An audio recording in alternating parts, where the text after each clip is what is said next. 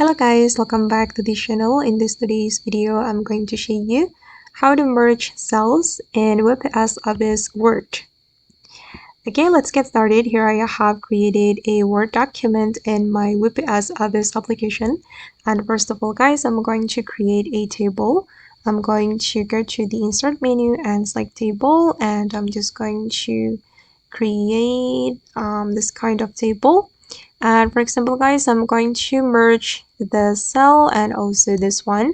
So we need to select the cell we want to merge, and we can go to the merge cells menu to tap on that. And as you can see that these cells have been merged. And if you want to split it, just go to this menu, split table. But of course, you need to select the cell first, and then you can click on split table. Okay, like this. Okay guys, and that's all the way to merge cells in WPS Office Word. I hope this tutorial will be useful for you. Thank you so much for watching, and bye!